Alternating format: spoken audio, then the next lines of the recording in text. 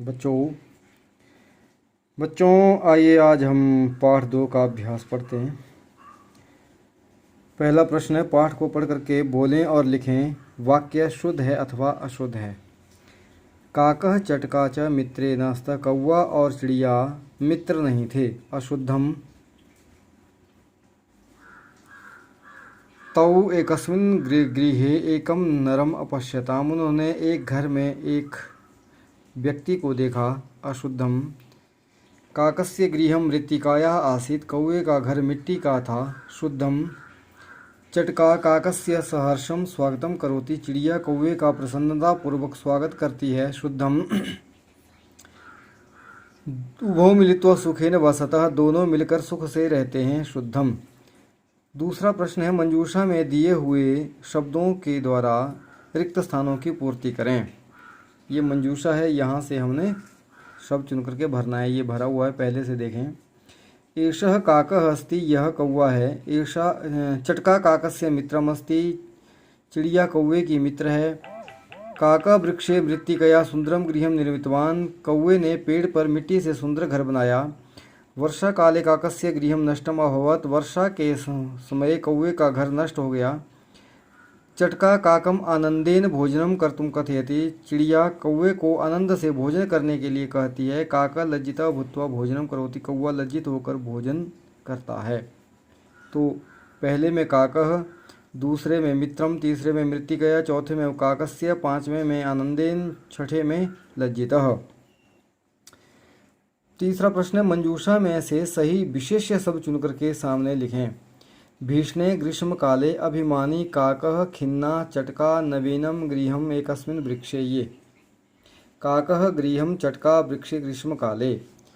विशेषण और विशेष्य की पहचान है कि जितने भी संज्ञा शब्द होते हैं सब विशेष्य होते हैं, और जितने भी सर्वनाम शब्द होते हैं भेदों के साथ सब विशेषण होते हैं। चौथा प्रश्न है, इन प्रश्नों के उत्तर एक शब्द में बोलें और लिखें। काका चटका च कुत्र सुंदरम गृहम अपश्यताम, काका चटका च वृक्षे सुंदरम गृहम अपश्यताम, वृक्षे।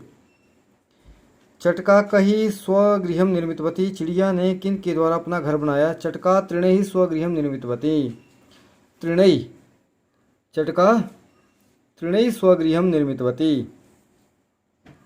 का खिन्ना आसीत्, चटका खिन्ना आसीत्, चटका का चटका। चटका काकम किम त्यक्तुम कथयति, चिड़िया कौवे को क्या छोड़ने के लिए कहती है। चिंताम। चटका काकम चिंताम त्यक्तुम कथयति। तौ सुंदरम गृहम अपश्यताम इत्यस्मिन् वाक्ये तौ इति कर्तृपदस्य क्रियापदम किम, उन दोनों ने सुंदर घर देखा। इस वाक्य में तौ इस कर्तृ शब्द की क्रिया क्या है। तो यहाँ आएगा अपश्यताम, ये इसकी क्रिया है अपश्यताम। ये सब्जेक्ट है और ये वर्ब है, ये कर्ता है और ये क्रिया है। पांचवा प्रश्न है, इन प्रश्नों के उत्तर पूरे वाक्य में बोलें और लिखें। सुंदरम गृहम दृष्ट्वा काकः चटका च किम अचिंतयताम, सुंदरम गृहम दृष्ट्वा काकः चटका च अचिंतयताम, किमर्थम न आवयोः अपि एतादृशं सुंदरम गृहम भवेत्। सुंदर घर को देखकर चिड़िया और कौवे ने सोचा कि क्यों ना हम दोनों का भी ऐसा सुंदर घर हो।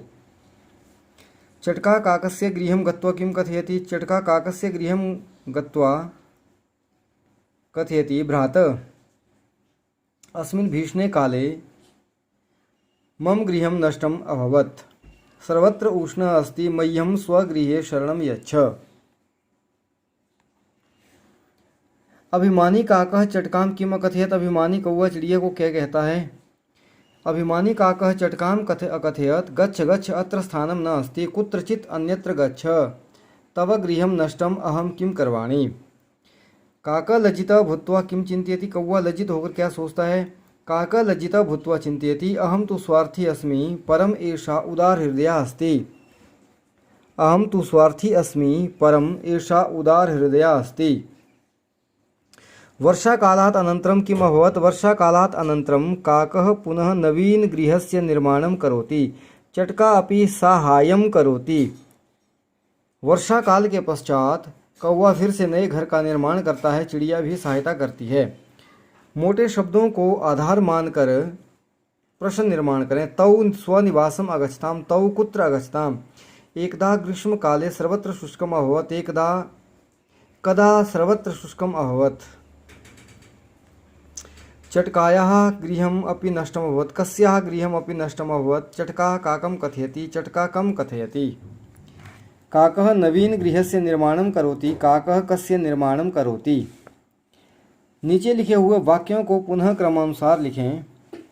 काका चटका च द्वे मित्रे आस्ताम, ग्रीष्मकाले चटकाया तृणे निर्मितं गृहं नष्टम् अभवत्।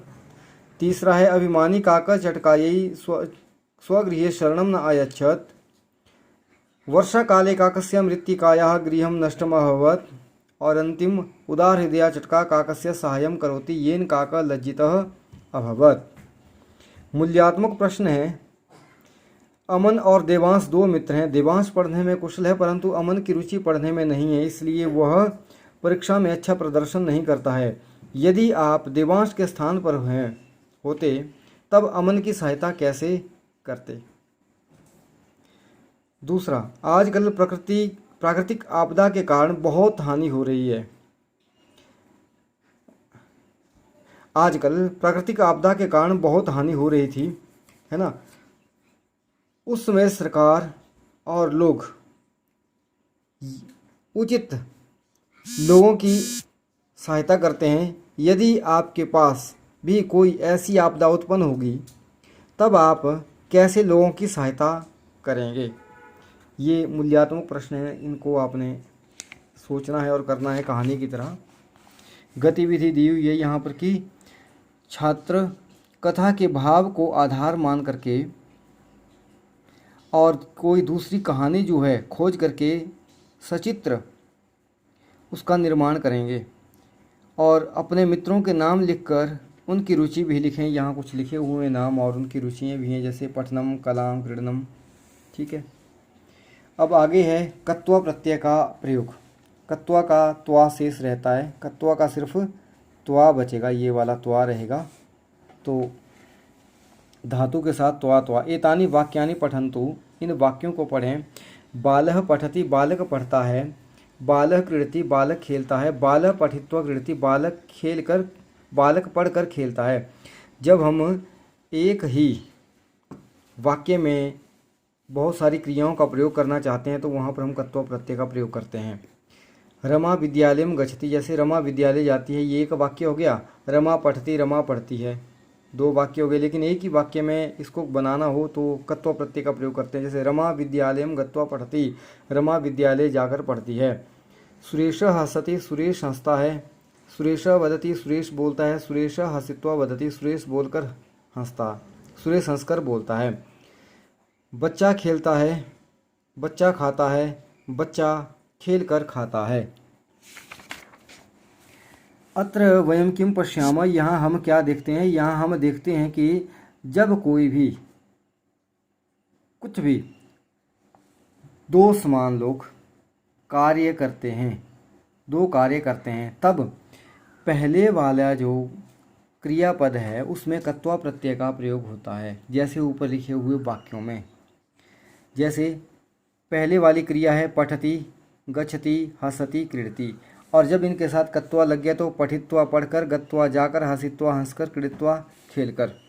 अब अभ्यास दिया हुआ है। अभ्यास में मंजूषा में से सही कत्वा प्रत्यांश शब्द चुन करके वाक्यों को पूरा करें। तो ये दिए हुए हैं, ये उदाहरण दिया है। पहला, छात्रः पाठं पठति, लेखं च लिखति। छात्रः पाठं पठित्वा लेखं लिखति। जनाः भ्रमन्ति वदन्ति च, जनाः भ्रमित्वा वदन्ति। पिता कथयति चलति च, पिता कथयित्वा चलति।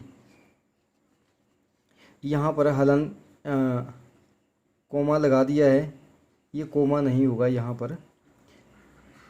गजः चलति खादति च, गजः चलित्वा खादति।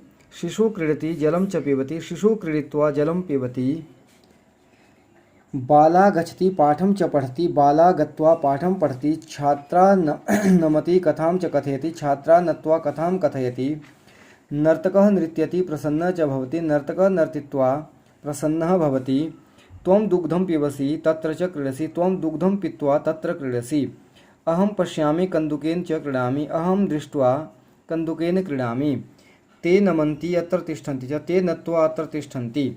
यहाँ पर है ना, यहाँ पर कोमा कोमा लगा दिए हुए हैं, तो ये कोमा जो हैं यहाँ पर नहीं होंगे। अब देखिए, अब बोल रहा है कि यदा धातु उपसर्गेण युक्ता भवति तदा कत्व प्रत्ययस्य स्थाने ल्यप प्रत्यय भवति। जब धातु उपसर्ग के साथ होती है तो कत्व प्रत्यय के स्थान पर ल्यप प्रत्यय का प्रयोग होता है। और ल्यप और कत्व का अर्थ दोनों का एक ही है। जैसे कत्व प्रत्यय से युक्त शब्द और ल्यप से। पठित्वा पढ़कर, संपठ्य पढ़कर, गत्वा जाकर, अवगम्य समझकर, भ्रमित्वा परिभ्रम्य, दत्वा प्रदाय, नत्वा प्रणम्य, त्यक्त्वा परित्यज्य, पूजयित्वा संपूज्य। अब देखिए, ल्यप प्रत्यय की सबसे अच्छी बात यह है कि ल्यप का जो ल्यप है, इस ल्यप का सिर्फ य रहता है। ल और प जो है ये दोनों कट जाते हैं। ये ल और ल कट जाएगा, प कट जाएगा, इसका सिर्फ य बचेगा, य। ठीक है। जब भी हम इसका प्रयोग करेंगे तो सबसे पहले क्या होगा, उपसर्ग होगा। उपसर्ग के बाद धातु है, धातु के साथ ल्यप, तो समपठ्य। जैसे ये उदाहरण देख लीजिए, यहाँ पर ये देखिए, ल्यप का य बचा, उपसर्ग धातु ल्यप, प्रहस, प्र उपसर्ग हो गया, हस धातु होगी, ल्यप, ल्यप का य बच गया, प्रहस्य, धातु आदि हो जाएगी ये। अब जम अगम, जम ल्यप, अवगम्य, य जो है अंत में ये ल्यप का य है, बीच में धातु है और सबसे पहले उपसर्ग है। परिभ्रम ल्यप, परि देखो, परि उपसर्ग है, भ्रम म आधा हो गया और ल्यप का य, परिभ्रम्य। प्र उपसर्ग दा और ल्यप, य, प्रदाय, प्रणम्य, परित्यज्य, संपूज्य। वाक्यों को पढ़ें और समझें। वह विद्यालय जाकर पढ़ता है, वह विद्यालय आकर भी पढ़ता है। वह माता पिता को नमस्कार करके कार्य आरंभ करता है, वह माता पिता को नमस्कार करके या प्रणाम करके कार्य आरंभ करता है। नत्व का अर्थ भी वही है, प्रणम्य का अर्थ भी वही है। भक्त ईश्वर की पूजा करके खाता है, भक्त ईश्वर को पूजा करके खाता है। इधर सहदानम दत्वा, सहदानम प्रदाय। अब अभ्यास है, तो अभ्यास में देखिए,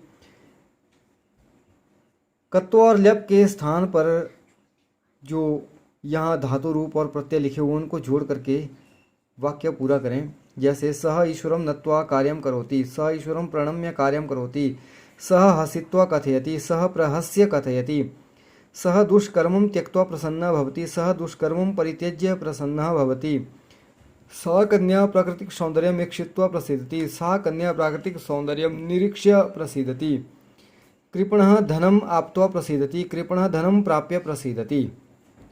अब अक्षय है, दूसरा प्रश्न है, अक्षय अपना जीवन यापन कैसे करता है, उसकी दिनचर्या क्या है। तो कत्व और ल्यप प्रत्यय से युक्त शब्दों के द्वारा उसकी दिनचर्या को लिखकर पूरा करें।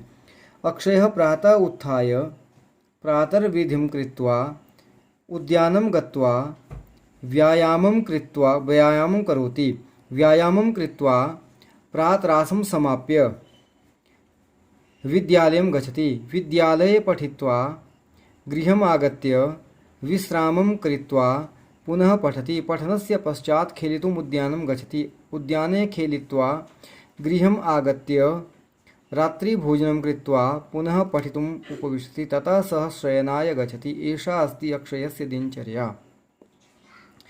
अब देखिए, भवत शब्द का प्रयोग दिया हुआ है यहाँ पर। ये भवत है, यू, इसको हम त्वम, युवाम, यूयम की जगह प्रयोग कर सकते हैं। एतानी वाक्यानि पठन्तु, इन वाक्यों को पढ़ें। भवान, आपने कुछ भी नहीं कहा, आप जाते हैं, तुम दोनों पढ़ते हैं, तुम सब नमस्कार करते हैं। देखो, भवान की जगह त्वम, त्वम किमपि न अकथय, धातु भी बदल गई। भवान के साथ प्रथम पुरुष की धातु का प्रयोग होगा, भवान, भवन्तौ, भवन्तः, और त्वम, युवाम, यूयम के साथ मध्यम पुरुष की धातु का प्रयोग होगा। भवान गच्छति, त्वम गच्छसि, युवाम पठतः, भवन्तौ पठतः, युवाम नमतः, भवन्तः नमन्ति।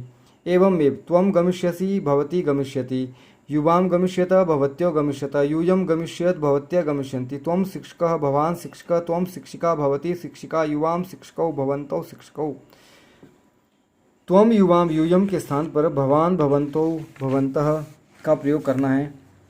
यूयं शिक्षकः भवन्तः शिक्षकाः यूयं शिक्षिके युवां शिक्षिके भवत्यो शिक्षिके यूयं शिक्षिका भवत्य शिक्षिका। यहाँ हम क्या देखते हैं? यहाँ हम देखते हैं कि इन वाक्यों में पुल्लिंग में त्वम के स्थान पर भवान, युवाम के स्थान पर भवन्तौ, यूयम के स्थान पर भवन्तः एक वचन, द्विवचन और बहुवचन में प्रयोग किया गया है। और ऐसे ही स्त्रीलिंग में त्वम के स्थान पर भवती, युवाम के स्थान पर भवत्य और यूयम के स्थान पर भवत्य। और इनके साथ जो है तो प्रथम पुरुष का जो है भवान, भवंतो, भवन्तः, भवती, भवत्यो, भवत्य के साथ प्रथम पुरुष की धातु का प्रयोग किया हुआ है। फिर से देखें और पढ़ें। जैसे एक वचन में भवान पठति, भवन्तौ पठता, भवन्तः पठन्ति, भवती पठति, भवत्यो पठता, भवत्या पठन्ति। ध्यातव्यम, ये तो बोल रहा है कि ध्यान देने योग्य बात है कि त्वम, युवाम और यूयम शब्दों के साथ सभी लकारों में मध्यम पुरुष की क्रिया का प्रयोग होता है, परंतु भवान, भवती, भवन्तौ, भवत्यो, भवन्तः, भवत्या शब्दों के साथ प्रथम पुरुष की क्रिया का प्रयोग होता है। जैसे अभ्यास दे रखा है इन्होंने, देखिए ये लिंग है, रिक्त स्थानों की पूर्ति करें। लिंगम एक वचनम, द्विवचनम, बहुवचनम।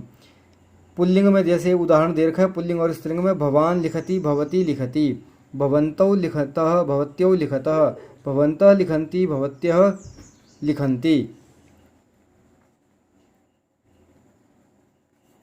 ऐसे ही देखिए अभी पुल्लिंग में है भवान चलति, भवन्तौ चलतः, भवन्तः चलन्ति, भवती भ्रमति, भवत्यो भ्रमतः, भवत्य भ्रमन्ति, भवती खादति, भवत्यो खादतः, भवत्य खादन्ति, भवती नमति, भवत्यो नमतः, भवत्य नमन्ति, भवान नमति, भवन्तौ नमतः, भवन्तः नमन्ति। ठीक है। अब निर्देश के अनुसार परिवर्तन करके वाक्यों को दोबारा लिखें। भवान किम करोति, भवती किम करोति। त्वम कुत्र गच्छसि, यूयम कुत्र गच्छत बहुवचन में, स्त्रीलिंग में। भवत्ये किमर्थम धावन्ति, भवती किमर्थम धावति एक वचन में। त्वम चित्रम पश्यसि, युवाम चित्रम पश्यत।